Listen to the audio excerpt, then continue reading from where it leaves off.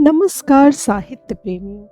आज हम लेकर आए हैं मुंशी प्रेमचंद जी की लिखी कहानी मुफ्त का यश।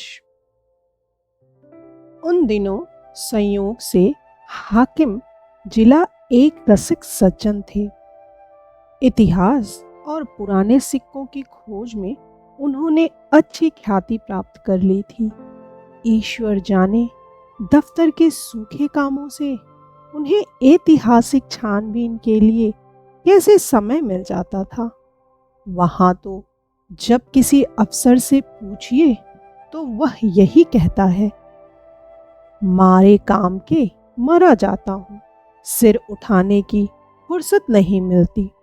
शायद शिकार और सैर भी उनके काम में शामिल हैं।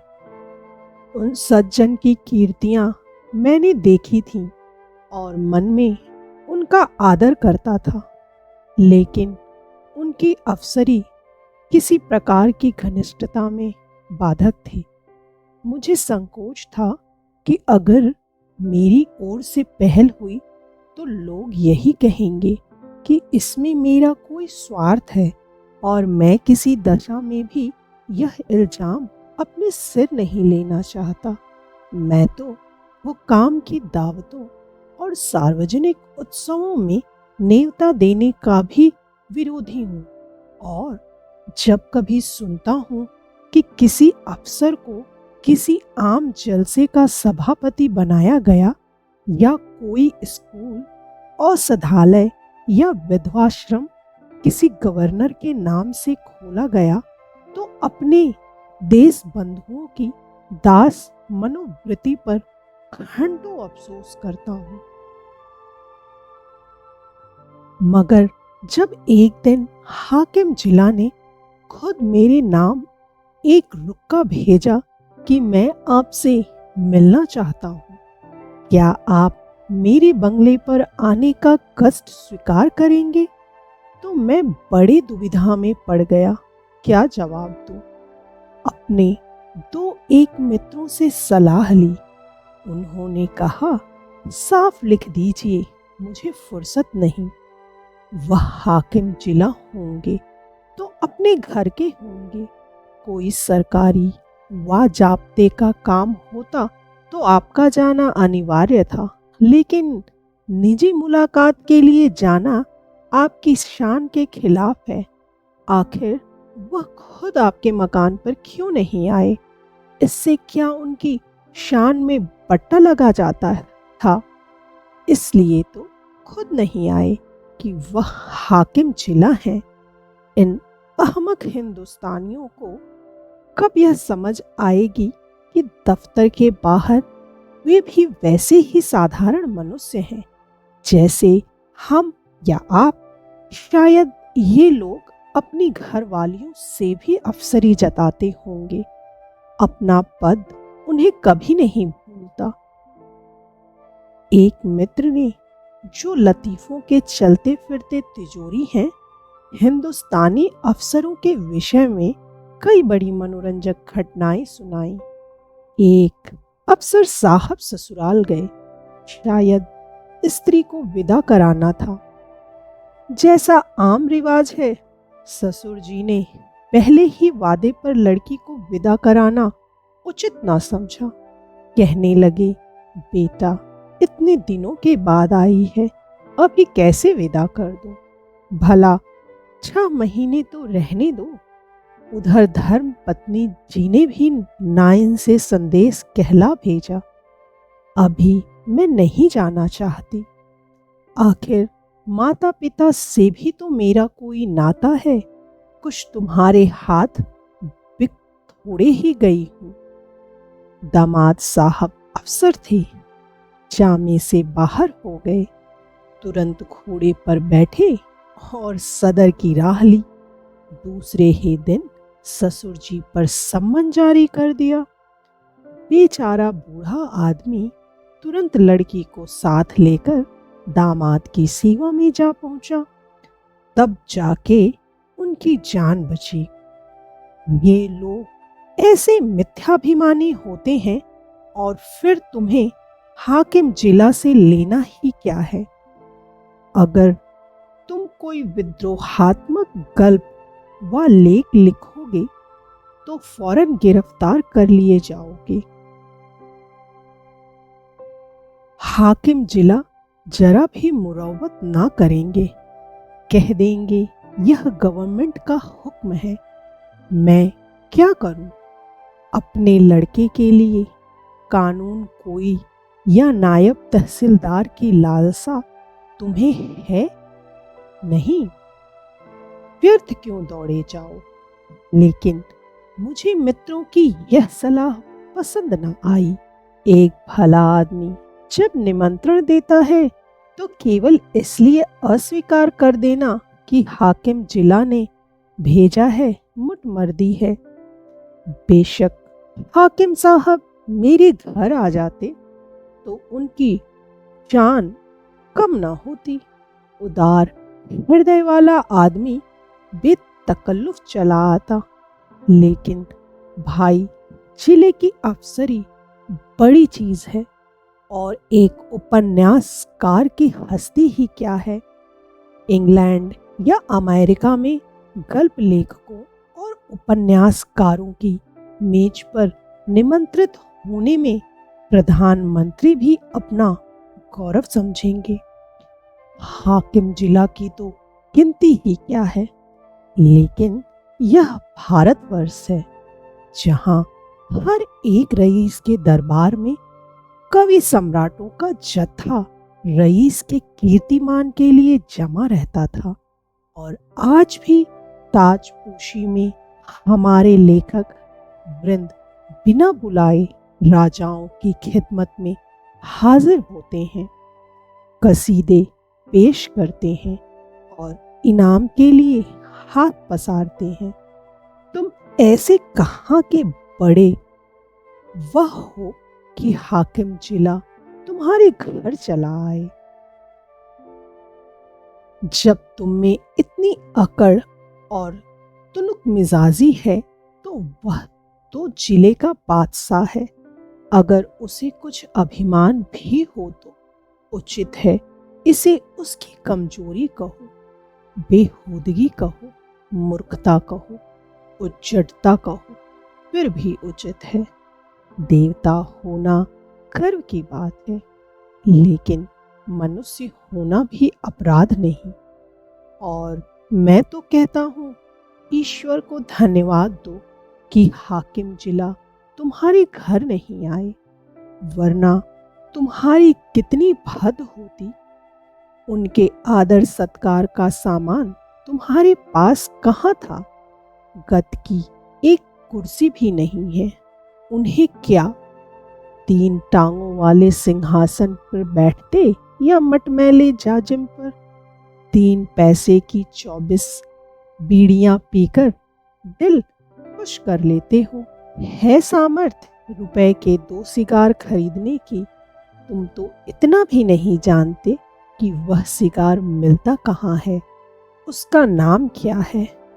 अपना भाग्य सराहो कि अफसर साहब तुम्हारे घर नहीं आए और तुम्हें बुला लिया। 4-5 रुपए बिगड़ भी जाते और लज्जित भी होना पड़ता, और कहीं तुम्हारे परम दुर्भाग्य और पापों के दंड स्वरूप उनकी धर्म पत्नी भी उनके साथ होती, तब तो तुम्हें धरती में समा जाने के सिवा और कोई ठिकाना ना था। तुम या तुम्हारी धर्म पत्नी उस महिला का सत्कार कर सकती थी। तुम्हारी तो घीघी बन जाती साहब, बदहवास हो जाते। वह तुम्हारी दीवान खाने तक ही ना रहती जिसे तुमने गरीबा मऊ ढंग से सजा रखा है। वहां तुम्हारी गरीबी अवश्य है, पर फूहड़पन नहीं। अंदर तो पग पग पर फूहड़पन के दृश्य नजर आते। तुम अपने में फटे पुराने पहनकर और अपनी विपन्नता में मग्न रहकर जिंदगी बसर कर सकते हो, लेकिन कोई भी आत्माभिमानी आदमी यह पसंद नहीं कर सकता कि उसकी दुरवस्था दूसरों के लिए विनोद की वस्तु बने। इन लेडी साहिबा के सामने तो तुम्हारी जबान बंद हो जाती। चुनाचे मैंने हाकिम जिला का निमंत्रण स्वीकार कर लिया और यद्यपि उनके स्वभाव में कुछ अनावश्यक अफसरी की सान थी, लेकिन उनके स्नेह और उदारता ने उसे यथासाध्य प्रकट न होने दिया। कम से कम उन्होंने मुझे शिकायत का कोई मौका न दिया। अफसराना प्रकृति को तब्दील करना उनकी शक्ति के बाहर था। मुझे इस प्रसंग को कोई महत्व देने की कोई बात भी न थी। महत्व ना दिया। उन्होंने मुझे बुलाया, मैं चला गया, कुछ गपशप किया और लौट आया। किसी से इसका जिक्र करने की जरूरत ही क्या, मानो भाजी खरीदने बाजार गया था। लेकिन टोहियों ने जाने कैसे टोह लगा लिया। विशेष समुदाय में यह चर्चा होने लगी कि हाकिम जिला से मेरी बड़ी गहरी मैत्री है और वह मेरा बड़ा सम्मान करते हैं। अतिशयोक्ति ने मेरा सम्मान और भी बढ़ा दिया। यहाँ तक मशहूर हुआ कि वह मुझसे सलाह लिए बगैर कोई फैसला या रिपोर्ट नहीं लिखते। कोई भी समझदार आदमी इस ख्याति से लाभ उठा सकता था। स्वार्थ में आदमी बावला हो जाता है, तिनके का सहारा ढूंढता फिरता है। ऐसों को विश्वास दिलाना कुछ मुश्किल ना था कि मेरे द्वारा उनका काम निकल सकता है, लेकिन मैं ऐसी बातों से घृणा करता हूँ।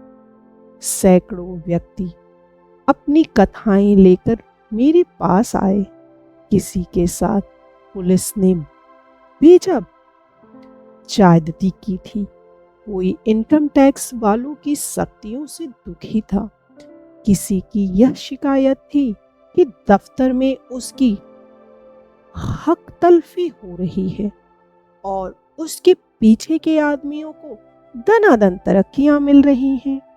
उसका नंबर आता है तो कोई परवाह नहीं करता। इस तरह का कोई ना कोई प्रसंग नित्य ही मेरे पास आने लगा, लेकिन मेरे पास उन सबके लिए एक ही जवाब था, मुझसे कोई मतलब नहीं। एक दिन मैं अपने कमरे में बैठा था कि मेरे बचपन के एक सहपाठी मित्र आ टपके। हम दोनों एक ही मकतब में पढ़ने जाया करते थे। कोई 45 साल की पुरानी बात है।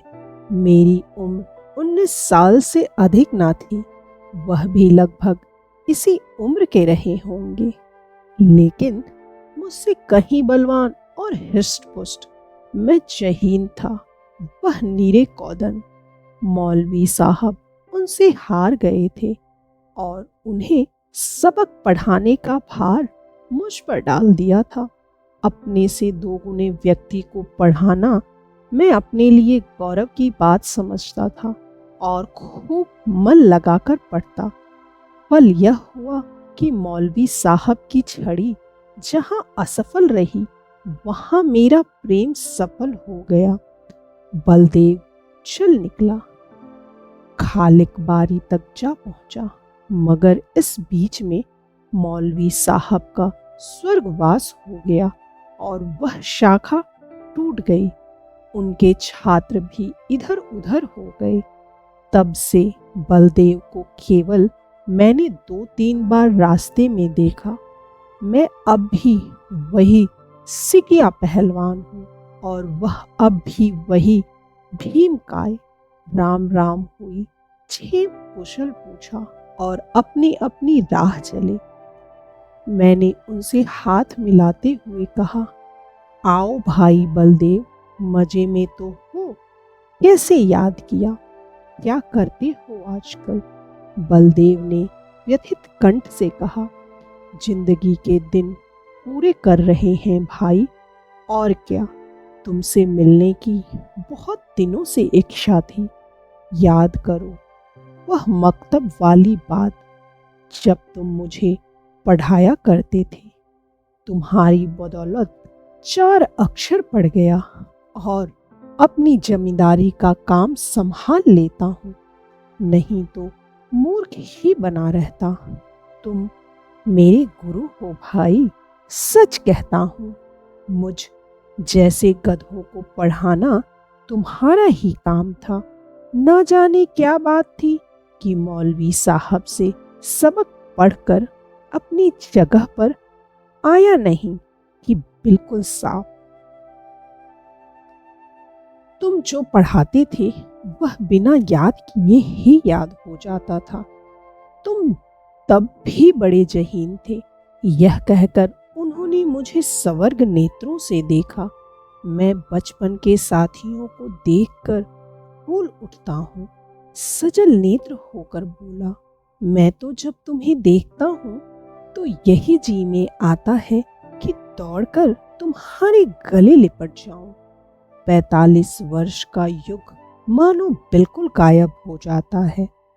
वह मकतब आंखों के सामने फिरने लगता है और बचपन सारी मनोहरताओं के साथ ताजा हो जाता है। बलदेव ने भी द्रवित कंठ से उत्तर दिया, मैंने तो भाई तुम्हें सदैव अपना इष्ट देव समझा है। जब तुम्हें देखता हूँ तो छाती गज भर की हो जाती है कि वह मेरा बचपन का संगी जा रहा है, जो समय आ पड़ने पर कभी दगा ना देगा। तुम्हारी बड़ाई सुन सुनकर मन ही मन प्रसन्न हो जाता हूँ।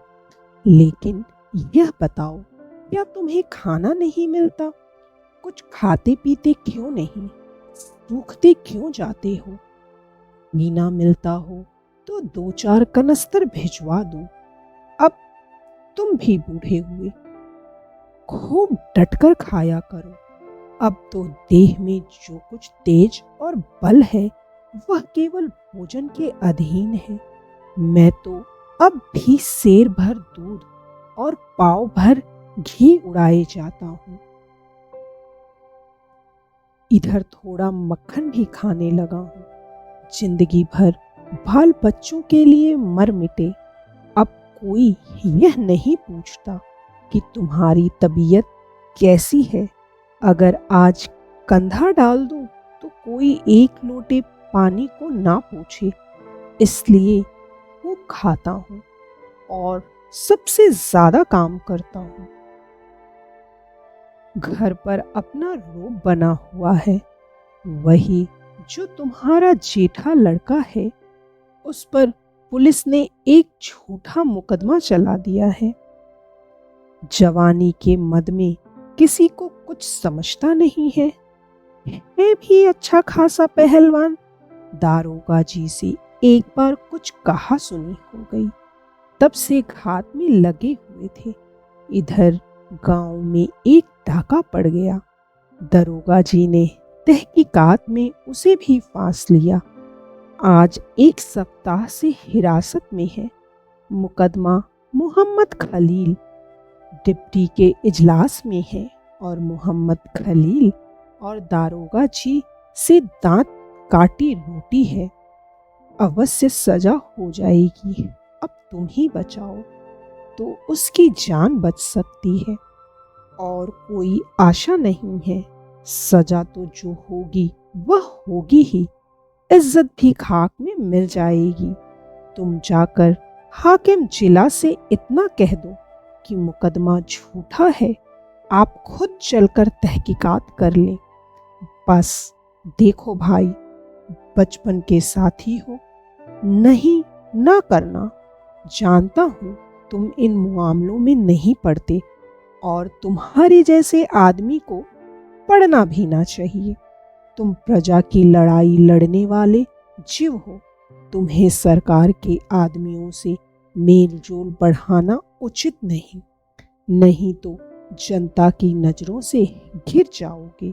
लेकिन यह घर का मामला है, इतना समझ लो कि मामला बिल्कुल झूठ ना होता तो मैं कभी तुम्हारे पास ना आता। लड़के की माँ रो रोकर जान दिए डालती है। बहू ने दाना पानी छोड़ रखा है। 7 दिन से घर में चूल्हा नहीं जला। मैं तो थोड़ा सा दूध पी लेता हूँ, लेकिन दोनों सास बहू तो निराहार पड़ी हुई हैं। अगर बच्चा को सजा हो गई तो दोनों मर जाएंगी।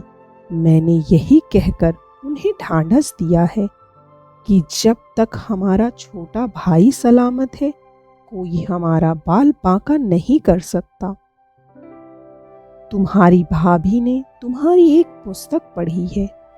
वह तो तुम्हें देव तुल्य समझती है और जब कोई बात होती है तुम्हारी नज़ीर देकर मुझे लज्जत करती है।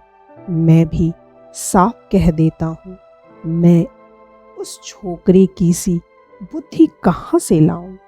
तुम्हें उसकी नजरों से गिराने के लिए तुम्हें छोकरा, मरियल सभी कुछ कहता हूँ, पर तुम्हारे सामने मेरा रंग नहीं जमता। मैं बड़े संकट में पड़ गया। मेरी ओर से जितनी आपत्तियां हो सकती थीं, उन सबका जवाब बलदेव सिंह ने पहले ही से दे दिया था। इनको फिर दोहराना व्यर्थ था। इसके सिवा कोई जवाब न सूझा कि मैं जाकर साहब से कहूँगा। हाँ, इतना मैंने अपनी तरफ से और बढ़ा दिया कि मुझे आशा नहीं कि मेरे कहने का विशेष ख्याल किया जाए, क्योंकि सरकारी मामलों में हुक्काम हमेशा अपने मात हाथों का पक्ष लिया करते हैं। बलदेव सिंह ने प्रसन्न होकर कहा, इसकी चिंता नहीं, तकदीर में जो लिखा है वह तो होगा ही। बस तुम जाकर कह भर दो। अच्छी बात है, तो कल जाओगे? हाँ, अवश्य जाऊंगा।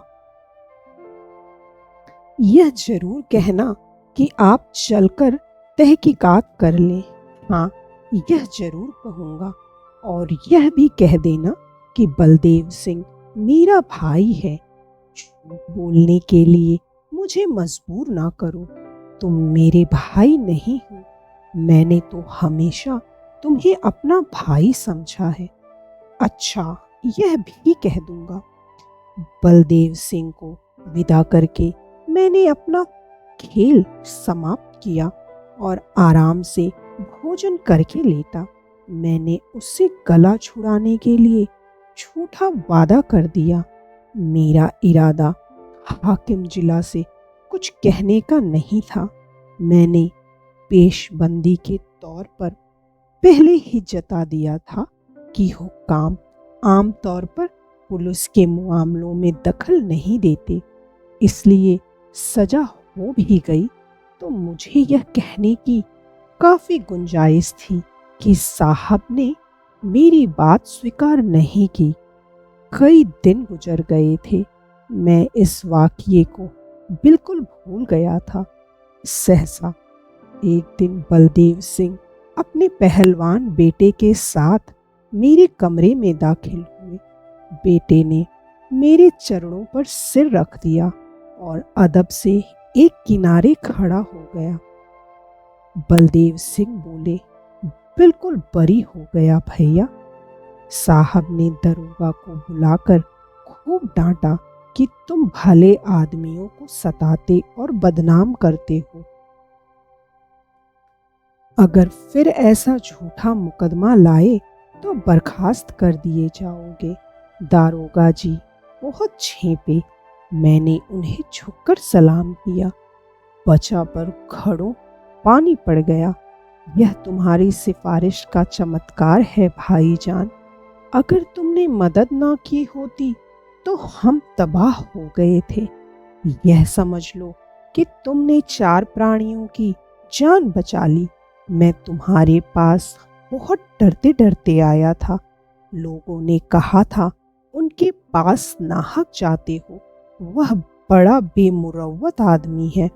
उसकी जात से किसी का उपकार नहीं हो सकता।